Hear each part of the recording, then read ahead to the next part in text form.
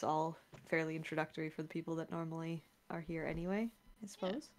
Which, so to jump right into that, actually, because it is very beginner accessible, I think that we should also pay attention to the ways that maybe there are some very basic things that we sometimes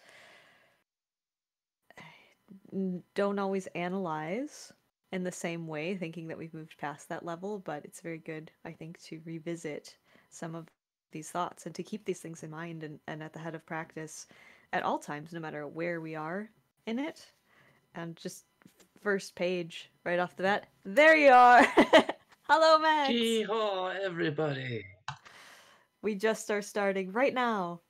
I was just saying, uh, even though this is seems a fairly introductory text so far, and a lot of this will be things we've read before, we've heard before.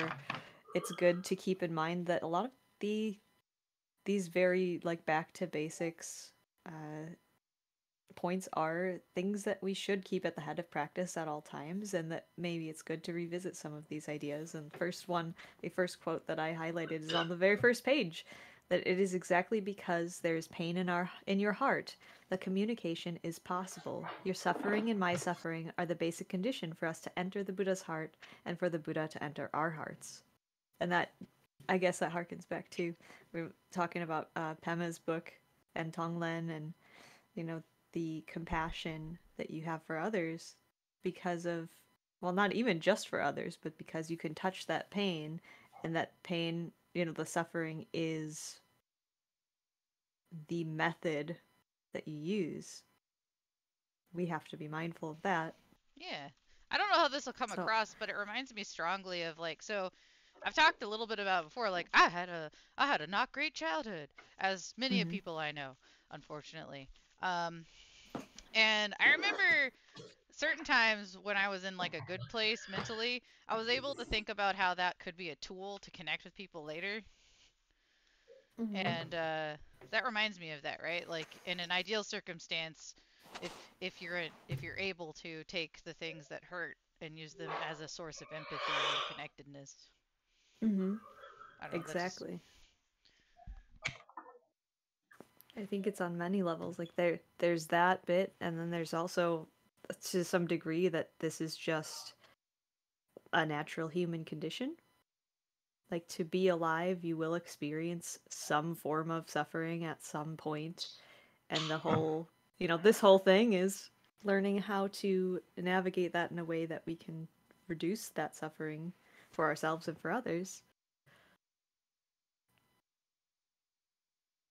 yeah. If I continue on. I knew it. I knew it. Sorry, I'm very predictable. We can do it. Lee, you have uh, such good things to say. They're so good. I try. I was actually like, I didn't highlight anything while I was reading because I don't normally do that, and I was sitting here 15 minutes before book club going, "Oh shoot, I should probably like make something easier to follow along visually." But okay, next one. We have, again, that isn't. Although suffering, we all have suffering. That's not the only thing that we have, and I really liked this imagery that when one tree in the garden is sick, you have to care for it, but don't overlook all the healthy trees. To suffer is not enough. Please don't be imprisoned by your suffering. Like that, there are other parts of your life that are worth paying attention to, and that also need attention too, because if you don't pay attention to the good things, not only will you miss out on them, but they may not be good things anymore if you don't take care, right? Yeah, I Yes. immediately when I read this, I was thinking about how this so much connects to the mindfulness that we strive to achieve, right?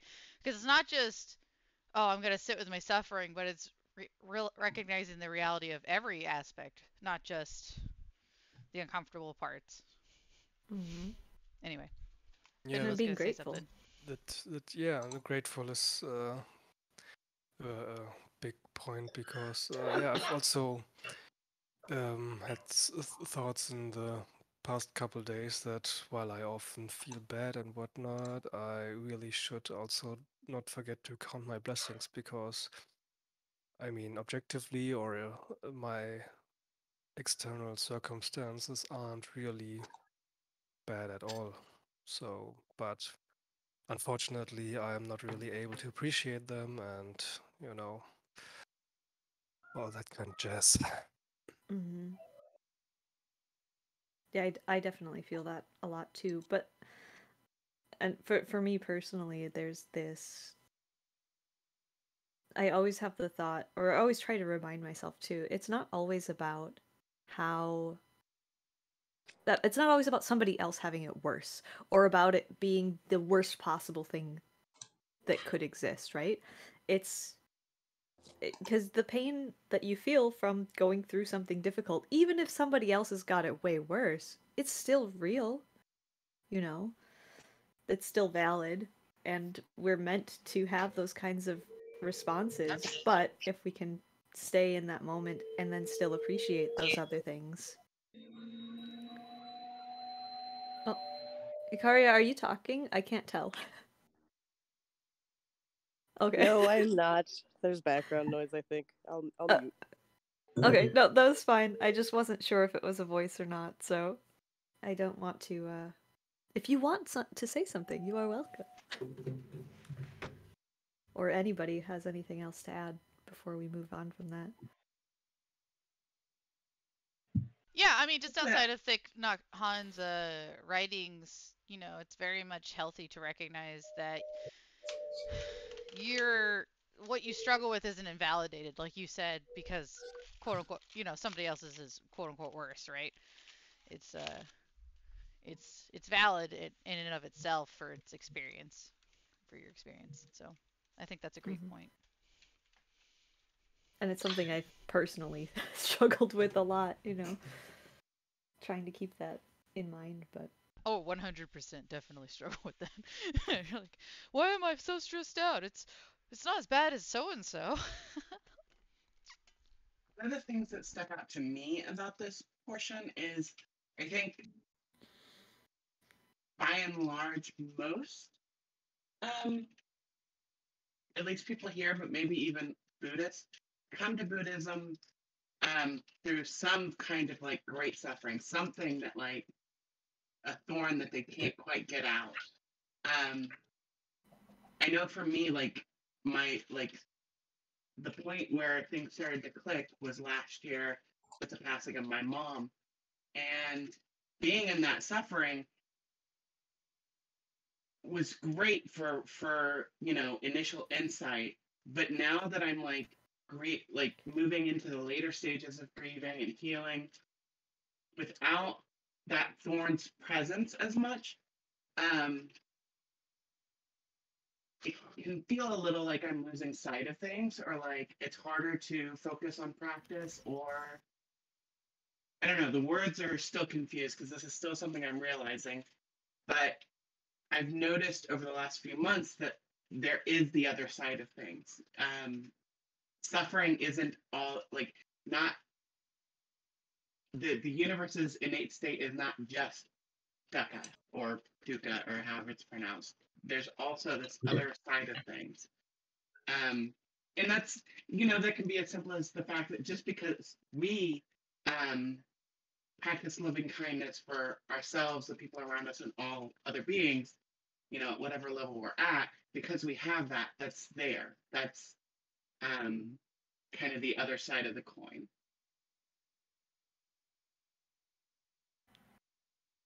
yeah, I think that's a very important point, which maybe some of the later points, I know some of the chapters that we covered today do talk about that kind of I have a lot of thoughts going on. I'm remembering there are some other quotes that I think have a lot to do with what you just said, and maybe the key. My initial thoughts, just hearing what you said, is that there is that other aspect. It's not just about the experiences that you have. It's also about how we. It's about how we interact with the world, right? How we interact with others, and sometimes we'll sit on that. We'll see if some of the other things maybe help prompt a little bit more. But thank you for sharing. I lost my dad in the end of 2021, and that was kind of similar for me as well. That I had been familiar somewhat with Buddhism growing up in an Asian family and also studying philosophy in college, but it took on a different meaning once I was going through that kind of grief, and it definitely shapes things. Come with new eyes, so to speak. And this is something that we don't normally do. I think not that we usually have poetry within the chapters we have in philosophy, but this actually stood out to me. This sentiment within the poem that he wrote, saying, "Since I learned how to love you, the door of my soul has been left wide open to the winds of the four directions." And then that further down, the door can never be closed again.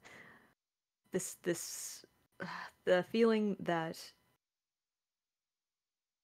once you touch that place, you have accessed a part of yourself that you can't truly shut off again, no matter what kind of pain that may bring.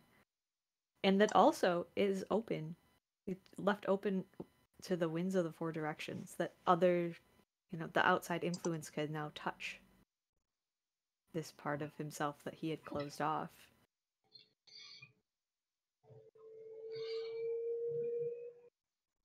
It brings to mind some of Pema's work talking about bodhicitta and the courage of the open heart, because it's not, it's quote unquote easy to try and like wall yourself up, but to actually meet someone where they are, to see them as they are without projecting your own sense of who they should be or who you should be, to just sit with them and love them without condition is so terrifying to some people, because, well, now you're vulnerable. And I think that's what this is pointing at, is just, I will be vulnerable because I know how to love you. Yes, the inherent vulnerability that comes with it.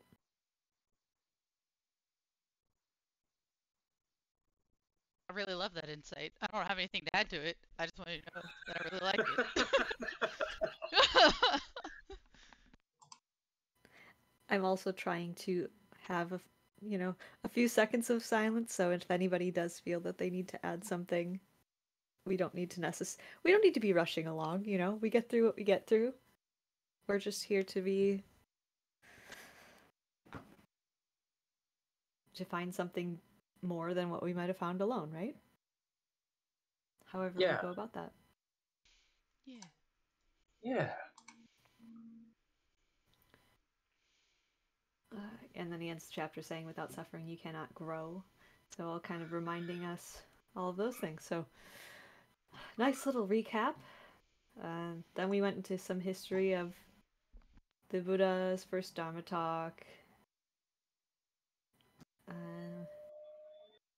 And this I highlighted here. We kind of touched a little bit, but after all of that said and how things have changed, that is up to us, the present generation, to keep the wheel turning for the happiness of the many. And I think that's another aspect that, especially as we work through, in many ways, all of the things that we haven't achieved yet, we can look at ourselves and say, oh, I still have so much farther to go. But this, to me, and after all of the chapters so far in this book and from other times, watching him speak or other books I've read of his, I think that this, in fact, is his legacy, that for the happiness of the many, he's very insistent that monastics even should not be practicing for themselves. They should not be practicing only for the cessation of their own suffering, but to help the world heal, to help everybody else, and that without that community aspect, what what are we doing this for? That is really the bigger aim. Of course, you have to help yourself first. You have to get to a certain point for yourself first, but that we don't lose sight of it is for the many, is for our whole community, is for the Sangha and beyond. So that was In for me. in all of my 3 months of being a parent, uh, I found some interesting overlap between the concept of trying to be a bodhisattva and parenting my infant, and that sometimes we have to make some decisions that are just for us, because being at my best performance of like doing what I need to do so that I keep an even temper, so that I can calmly help my child regulate, is really important, because if I can't take care of myself, then I'm not going to be a good parent. So there have been times where it it means letting him cry a little bit while I go take a breath, and I think about that as a heavy overlap, is taking that time to regulate yourself so that you can help others.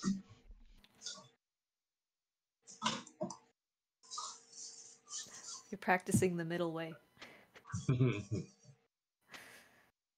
It is the dream. It's the hope.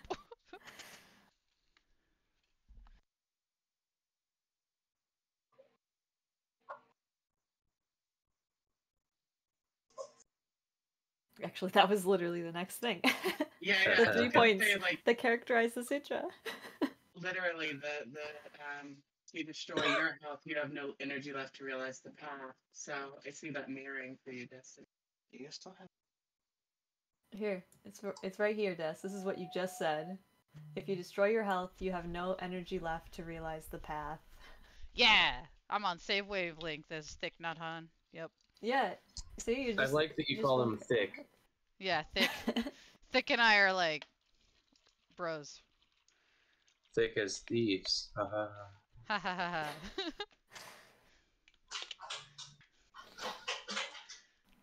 Yeah, so definitely that. First step, already there. Good job. Go me. Yeah, I just I'm highlighted practically enlightened. you. I did it. You got one of the 3 points down. Second was 4 noble truths. The third is engagement in the world. So again, Oh, those are too bringing complicated. it back. Too complicated. Those are too complicated. I got the Isn't first. one enough? Isn't one enough? Can't I just enter Club Enlightenment with this?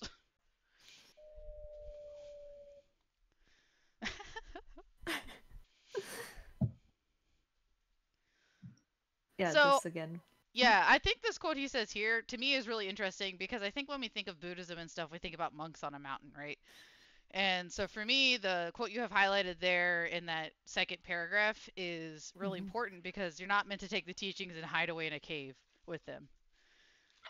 You take them with you out into the world and relate to others and help them see the truth as well. Mm-hmm. And those are my thoughts. Quick interruption. Are we recording this, or do we want to? We are recording. Okay, just wanted to check. Yep. In case there's something to add that we do not want out there. Please put all your scandalous and secret commentary into the book club channel via typing.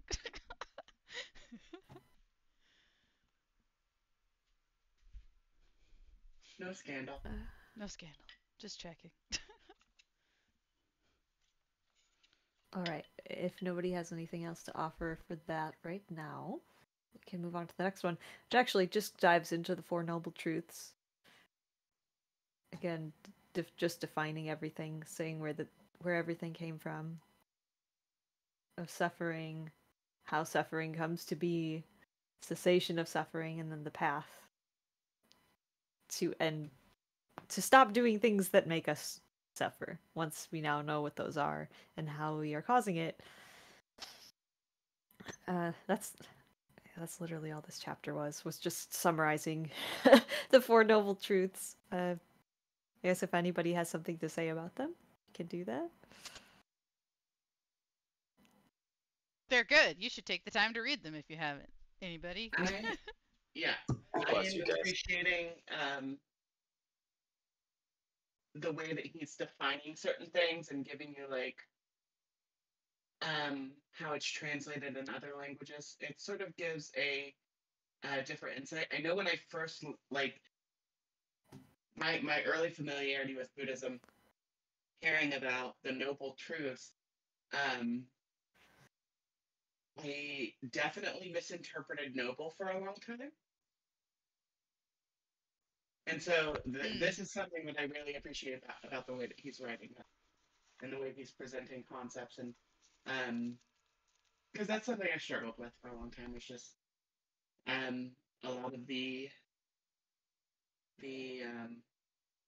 what's the word, jargon that gets used in Buddhism can put you off of the ideas that are actually being presented. And he goes into this a little bit with how the Buddha said, like, for 45 years I've not like said a single word.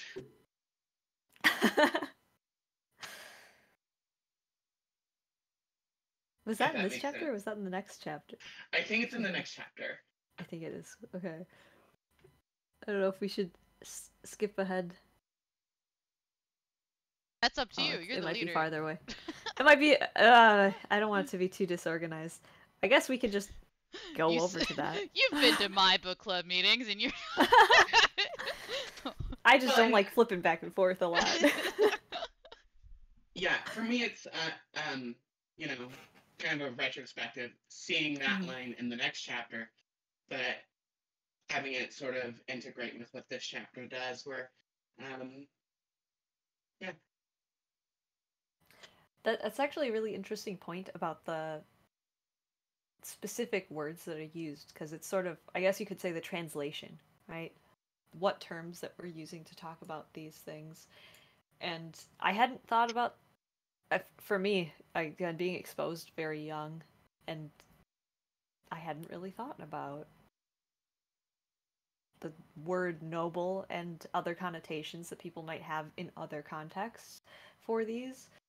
And that ultimately it's just trying to communicate that these are truths above, you know, we don't dispute them. They are just facts that we live under, right? And that I hadn't really considered that the names themselves could be a barrier for people accessing the truths.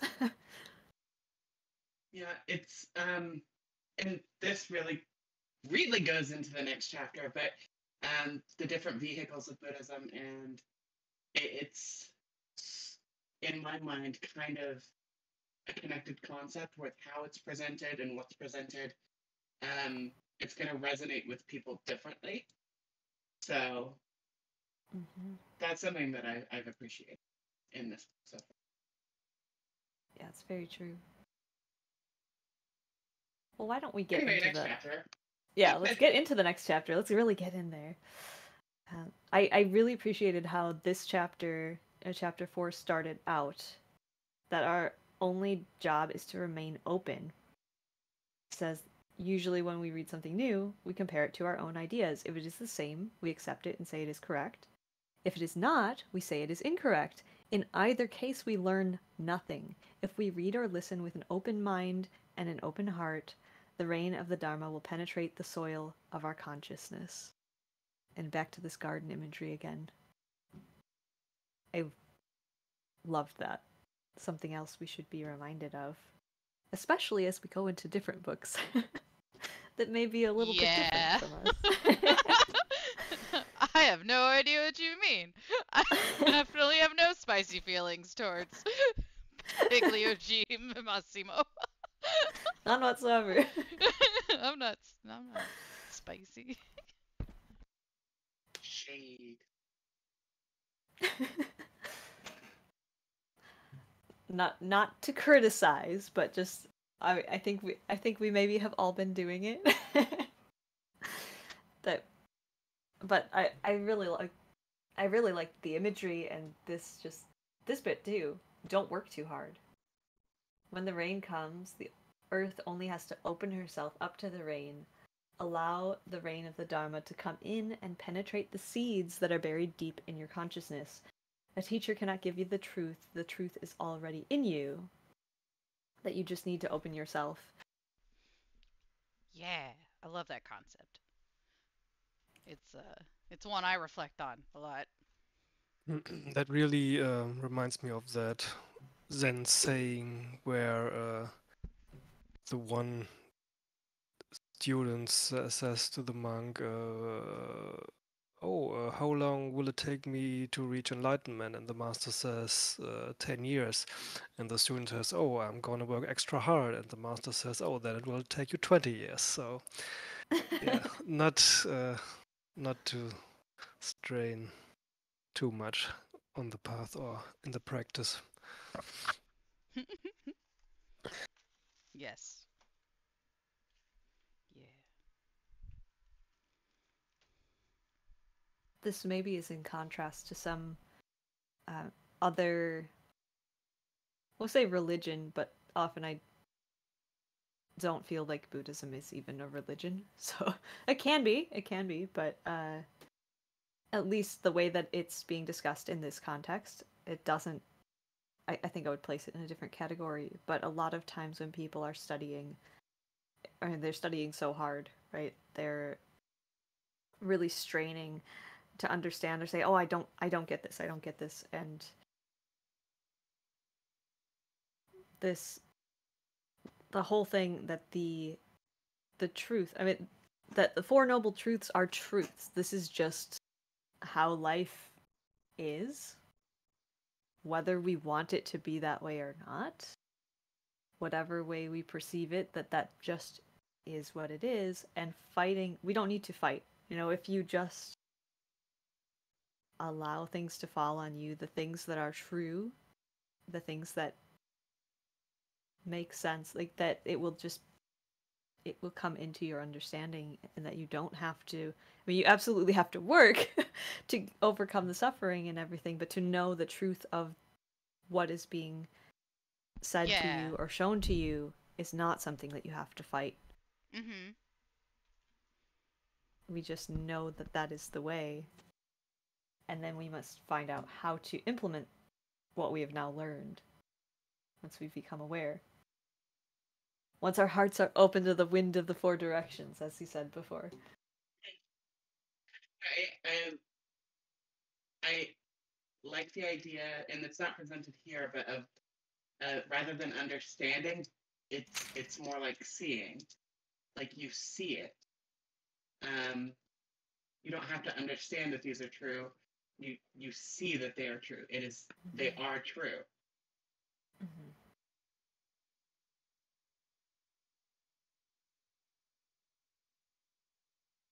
Yeah, that's a very good point.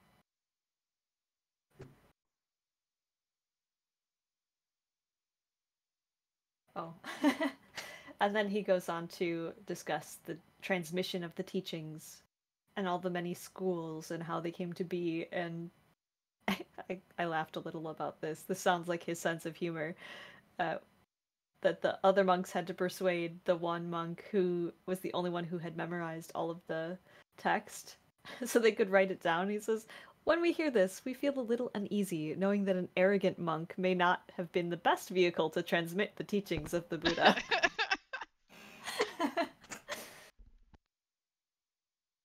just a little fun in the middle of all of the Yeah.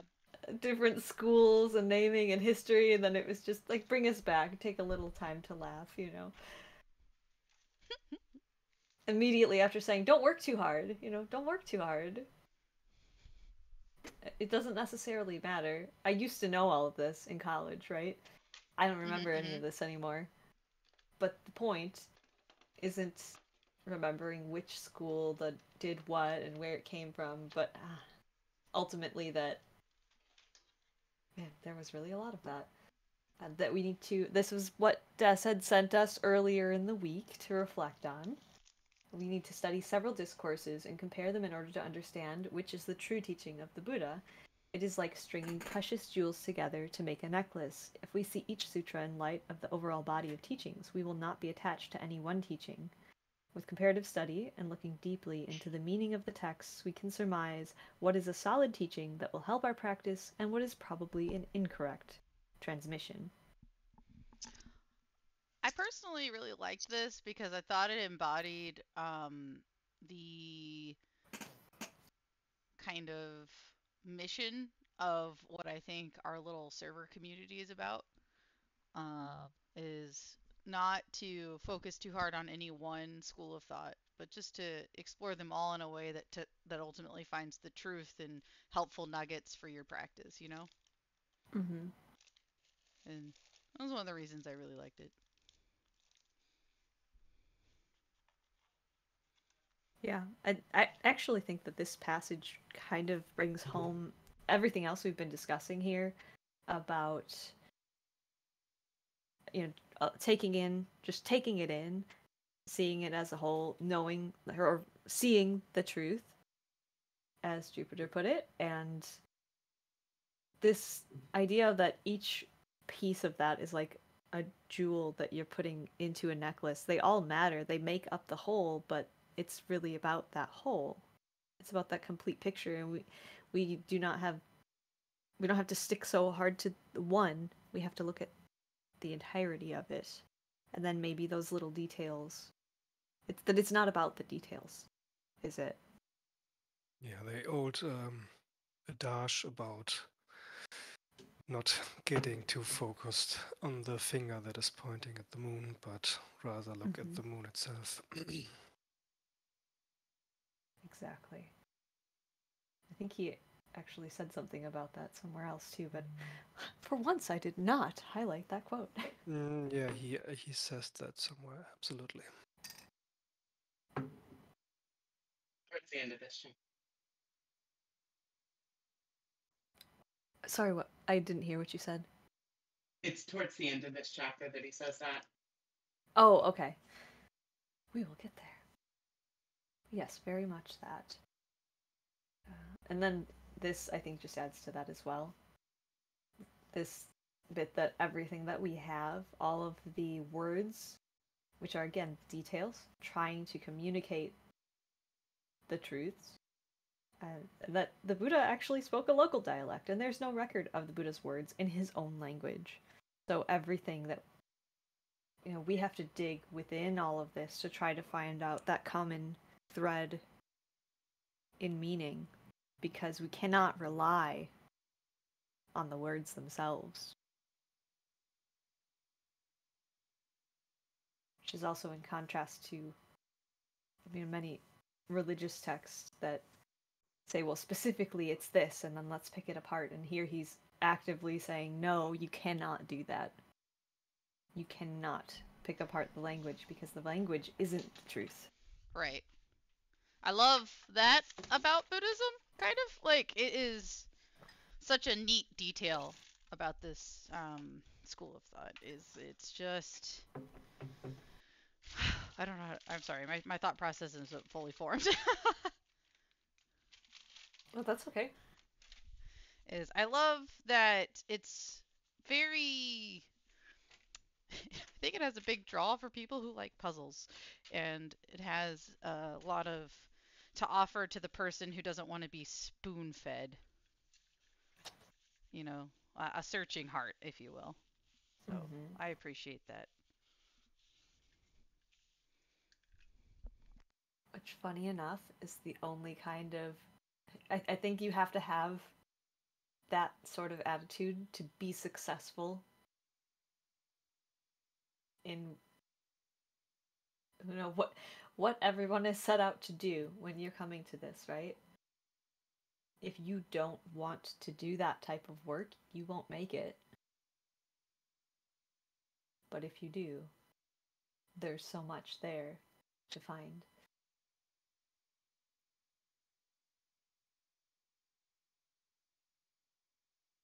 And then here I've highlighted again because this common thread just goes, he's said it pretty much every chapter so far. That the Bodhisattva practiced and taught for the benefit of everyone. So it isn't just the practicing for yourself or for practice sake, it's for the sake of everyone. Always bringing that back to that greater good.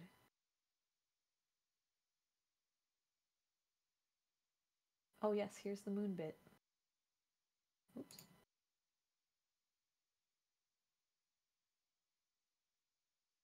To please remember that a sutra or dharma talk is not insight in and of itself. It is a means of presenting insight using words and concepts. And that if you spend all your time with a map, you get caught by the words and notions presented by the Buddha, you'll miss the reality. Which is again the finger pointing to the moon. It reminds me of the concept of the map not being the territory, which kind of is what he's saying, but yeah. What territory? I didn't catch that. Sorry, I guess my mic is just terrible. There's this concept that the map is not the territory. Oh yeah. The menu is not food. Sure.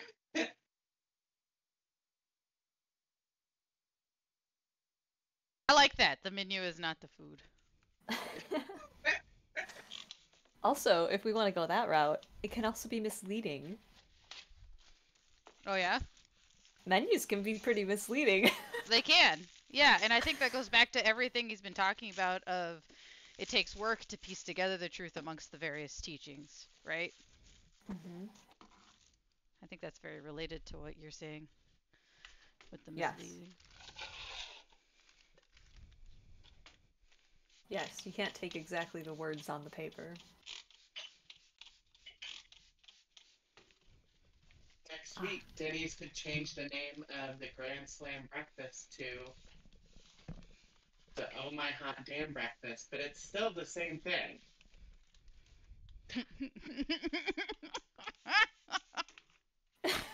Yes. Yes. Oh no. Oh, okay, see. And we have a link in the book club channel. Perfect. I also really... Oh, go ahead. Nothing. I was just... Nothing. No, it's not a comment. It's fine. Keep going. I also really, really liked this bit. That after reading a sutra or any spiritual text, we should feel lighter, not heavier. Buddhist teachings are meant to awaken our true self, not merely to add to our storehouse of knowledge. Mm-hmm. And it's interesting because often it is the challenge to... Of our rivals? I'm sorry. I hope not. But the challenge to sit with our suffering and the causes of our suffering and investigate how we are the way that we are in that moment, which you would think intuitively would mean it would be heavier, something to dread or something to weigh on you, and it isn't, is it? When you find this guidance to say, well, these things are a burden, the weight of everything that's happened to you or is happening, and the way that we think about these things, when you have this sight, again, we can go back to that, as Jupiter said before, to see this, now you have a path forward, even as it does not change the situation that we're in. It changes how we can manage the situation, and it should feel lighter and more manageable. And that's, if it's not, then we're either doing it wrong, or maybe it isn't. Maybe we didn't quite understand what we were taking in, or maybe it's not true entirely what we were taking in, right? But that's very much about our approach to learning and practice. And as somebody who is very academic and I like to study things and add to my storehouse of knowledge, so to speak. Yeah, I having do too. that reminder to approach at least this particular thing not in that way. Mm-hmm. I think so it's fun to read this text about not feeling heavier from it, because oftentimes I feel really guilty for how much I don't memorize. Does that make sense? Like, I feel sometimes Yes. very guilty when people are like quoting sutras and doing all these things, and I'm like, I have a vague recollection of reading that. Rather than spending the time to try to memorize it, you know? Mm-hmm. 100%. I used to be somebody who would memorize many things and, remember which page of the novel this quote was on and stuff like that. And I cannot do that anymore. But I also find that I understand things better. And I remember in a different way than I used to. Mm-hmm. Yeah, I think this is a very good reminder for me that I should probably put up somewhere where I study so that I don't get bogged down by, again, the details. It's not about the details.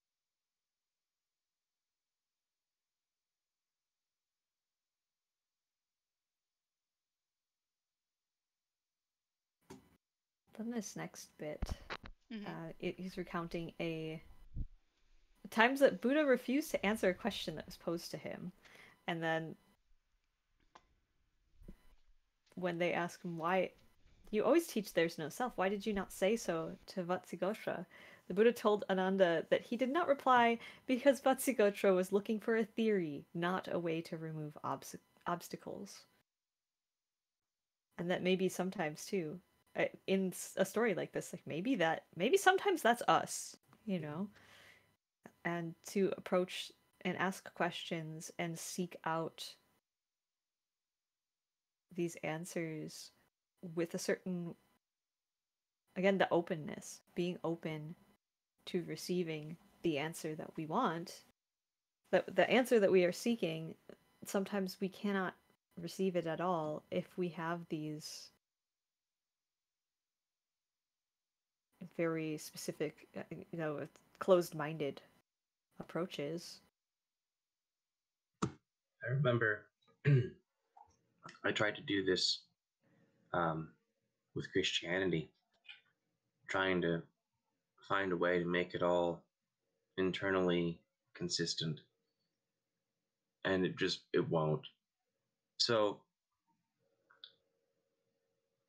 I mean, like, in order to understand it, you have to let off with trying to make everything fit into neat little boxes, and I think that's what's going on here, except, it's obviously not Christianity, but like trying to come in and dissect the Dharma into neat little packages and creating this taxonomy of theories is, I mean, I guess maybe useful for some people, but it's also a way to sort of take the living breath out of it. And, you know, like a butterfly under glass, it looks like what it was, but it doesn't fly now. It's not, you're taking something out of it by doing that. But if you go into it just to see what it is rather than to try and define it and pin it down, you'll actually, maybe get something. Mm-hmm.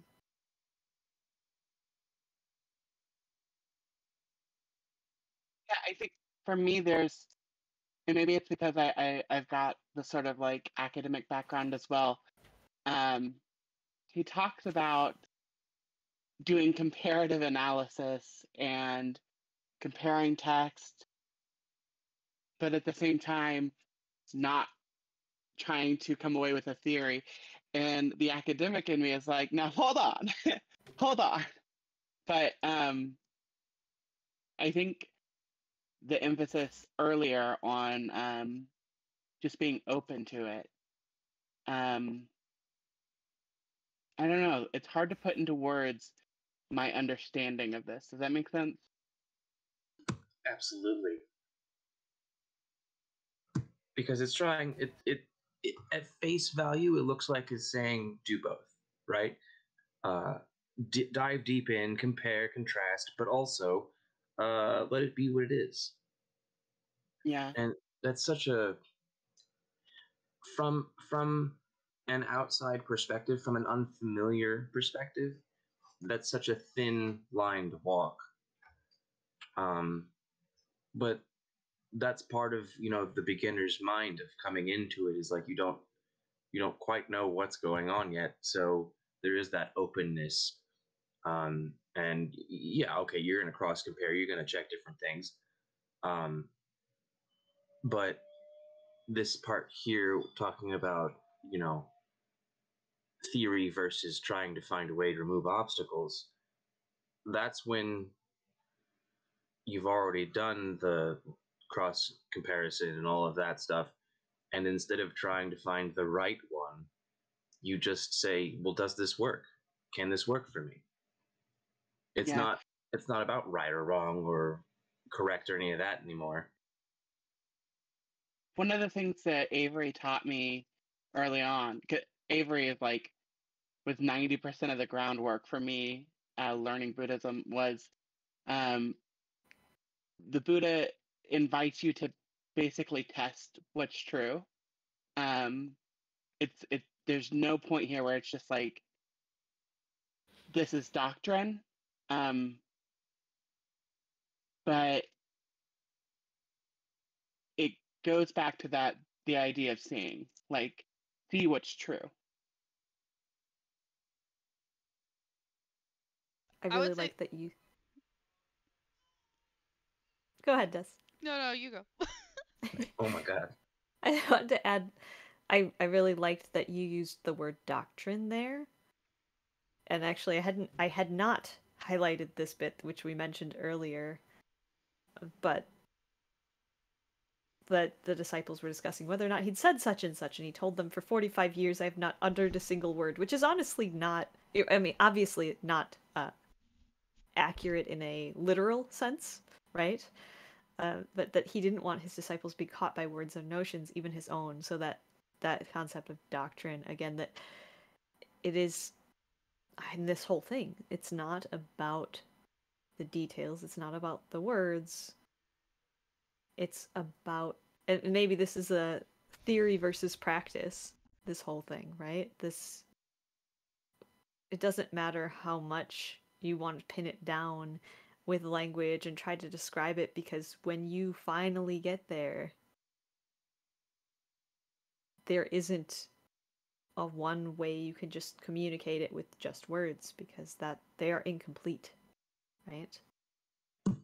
In a certain light, he was speaking accurately, because I believe they were talking about, oh, but these are the words of the Buddha.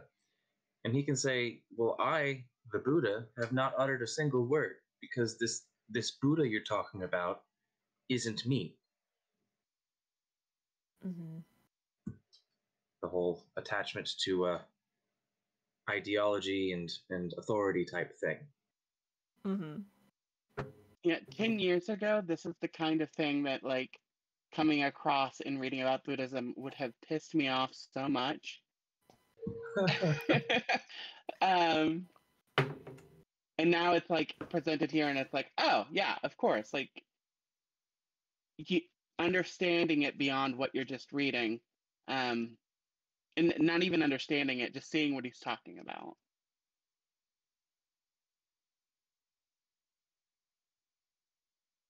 Jess, you had something to say?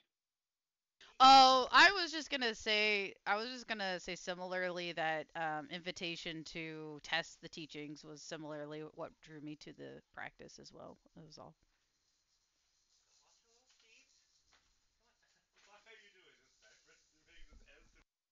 Sorry, my husband has the baby in my office because this is where the bouncer lives, and so they're distracting me.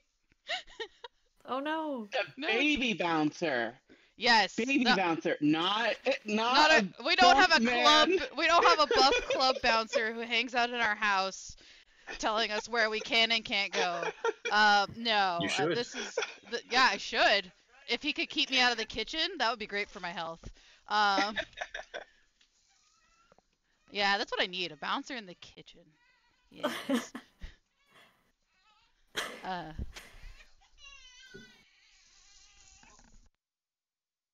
Hi, Cypress.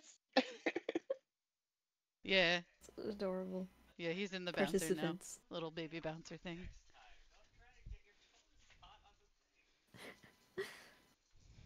It's hard to reason with a 3-month-old, Gregory. He's not yet. Couple weeks shy. I think it's just the same thing I do with my cat. I know he doesn't actually know most of the words I'm saying. He does know some words, Mhm. but it's not like I can reason with him and explain why he can't do something. Just have to tell him no. I can still say why he can't do it, but he won't know. He won't really understand it.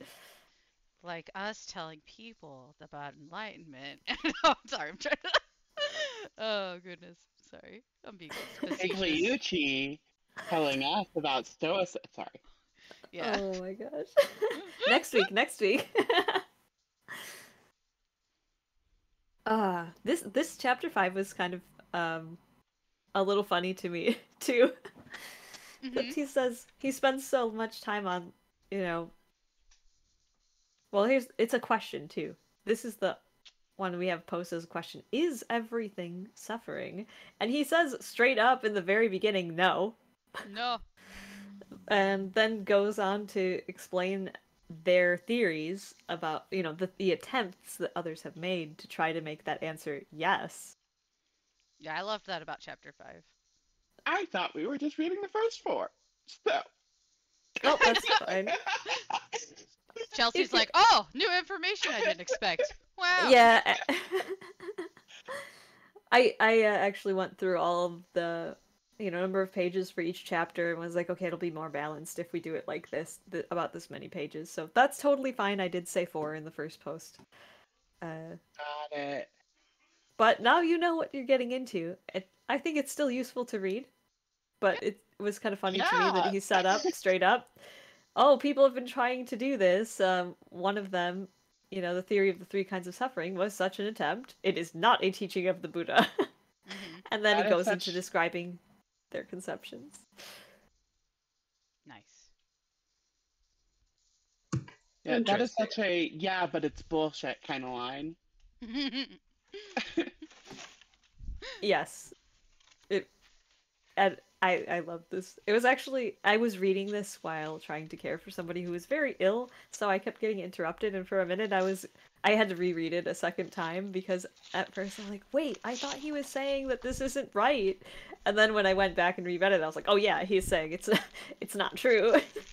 This is an attempt to explain, but then he poses these questions like, when Mhm. you believe that everything's composed of suffering, how can you find joy? And then that is counter to the Four Noble Truths, of course, that he talked about earlier.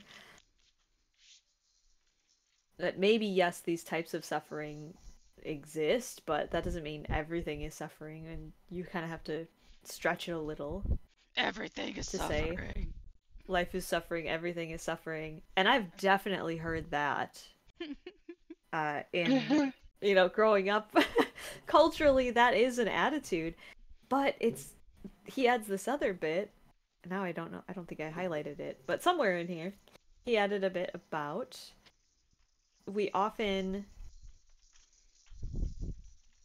yeah, here. Repeating a phrase like life is suffering might help you notice when you're about to become attached to something, but it cannot help you understand the true nature of suffering or reveal the path shown us by the Buddha. So he's not completely discounting it as something that could be useful. And I actually, myself, I do this. It's kind of a shorthand, a reminder that suffering is a part of life, that it is one of it almost unavoidable, that things will happen that will cause us to suffer, and that then to remind myself that I should think about my perceptions and how I'm experiencing this and how I might experience it in a different way and reframe that.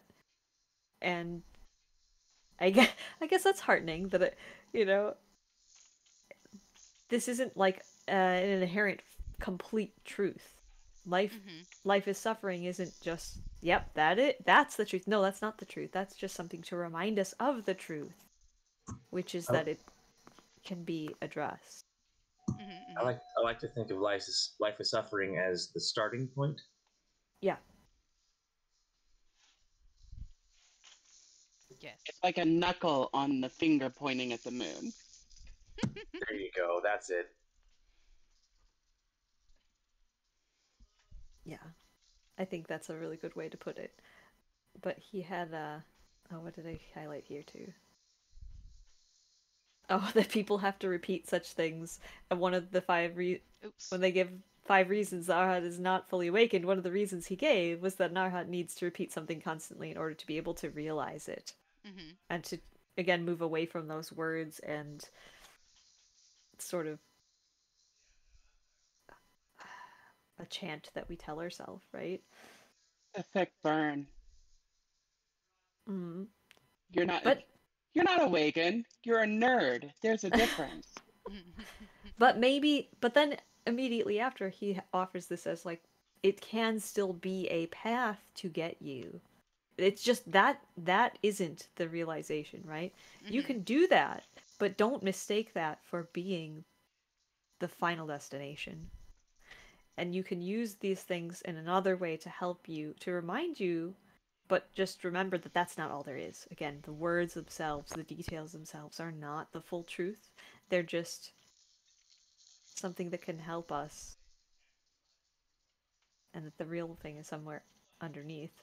Some kind of anecdotes here. He has a lot of criticisms in this chapter. I think we're gonna maybe see more of this going forward.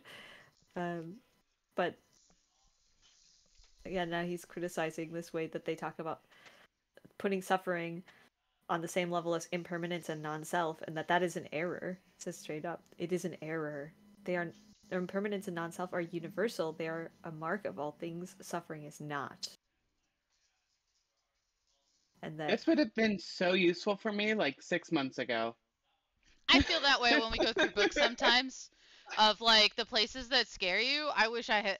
Well, I had read it like a couple years ago, but I just wish I had decided to reread it long before the book club was doing it. And I was like, oh dang.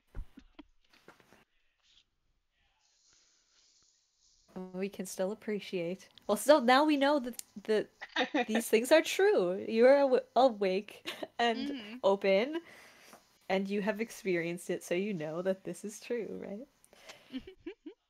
Even if it would have made life easier had you had that guidance at a different point, you did get there, right? Yeah.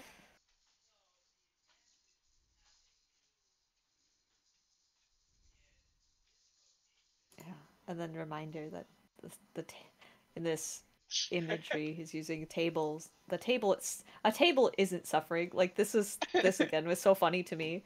Suffering is not like an inherent mark of all things, because like a table, for example, is impermanent. It doesn't have a self separate from all non-table elements like wood, rain, sun, furniture maker, and so on. But is it suffering? A table will only make us suffer if we attribute permanence or separateness to it. It is not the table that causes suffering, it's our attachment. And saying like, well, like logically we can all agree, right? Yeah. And not help us But at come the to same sense. time, I love the idea of suffering being an innate quality of tables. That's so delightful. I mean, they are out to get us with stubbing our toes. So. The You number just of have an times attachment I to not have having stubbed toes. whacked myself against a table, they are definitely at their core suffering.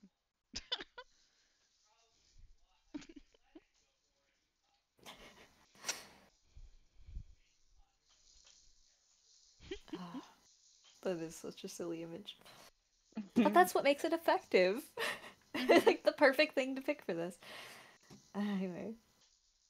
Yeah, and again, the criticism that the three kinds of sufferings attempt to justify the universalization of suffering, and then what joy is left in life. We find it in Nirvana, and then saying, well, that this is their answer to these things, but Mhm. it's much easier to envision a state where there are no obstacles created by concepts than to see all things as suffering. So this is finally his call to encourage us to look at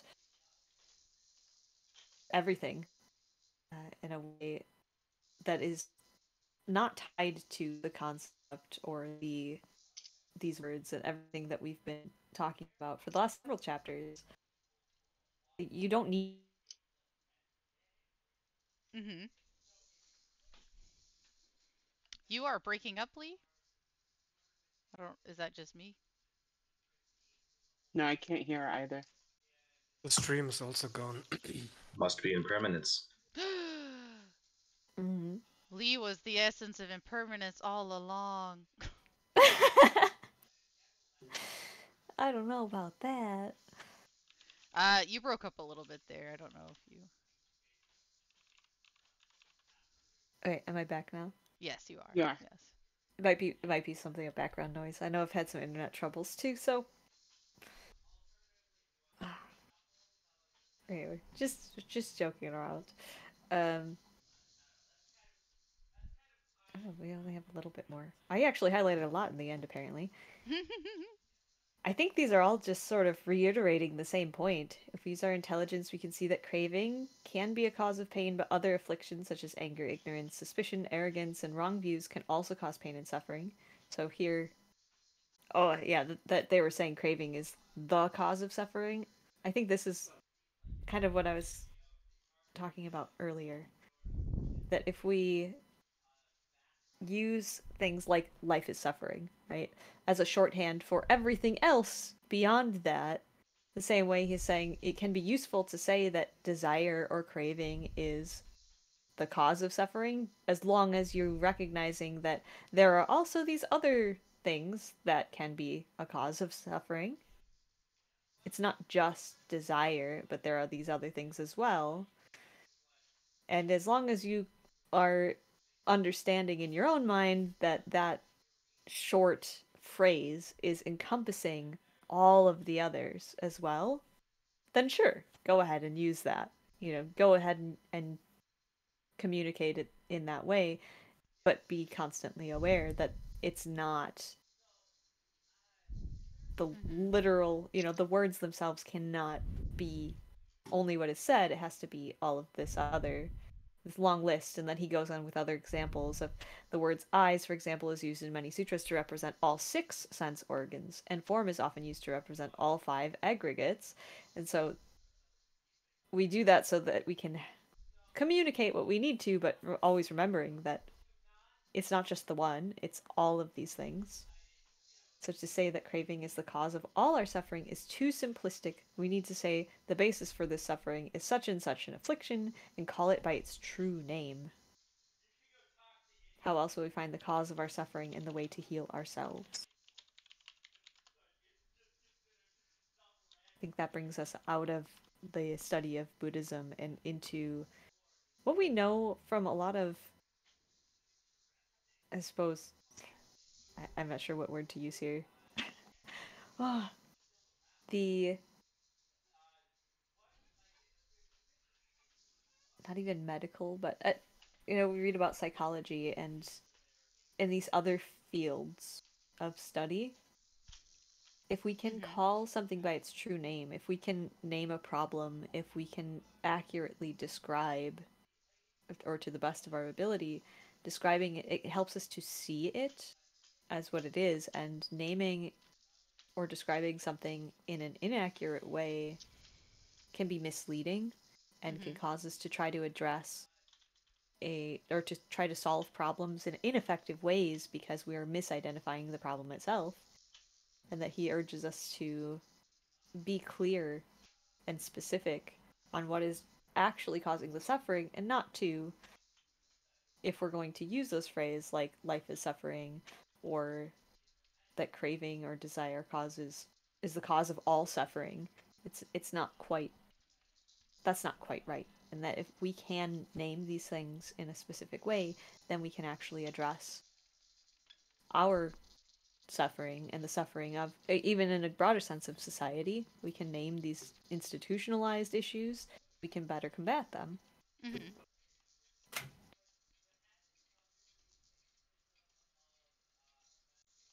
This reminds me of um, one of the ways that people get put off of Buddhism, where, especially with you bringing up institutional issues, like I see this in a lot of leftist spaces where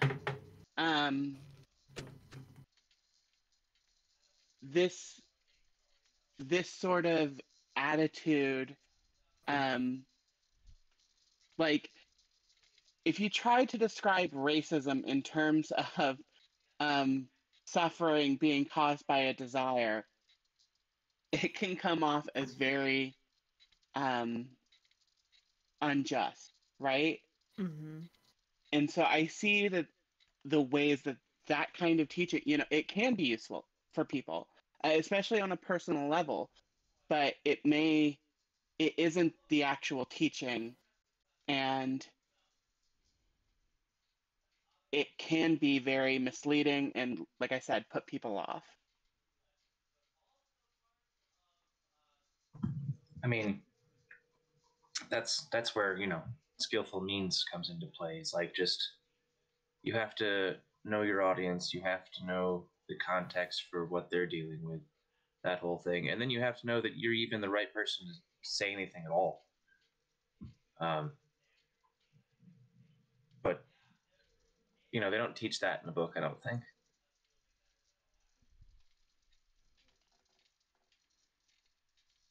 Hmm.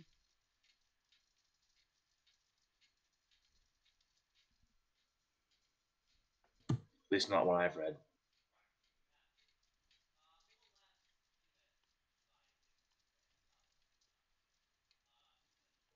More and more I'm coming to find that it's better if I just don't say anything and wait Mm-hmm. and see if they figure it out.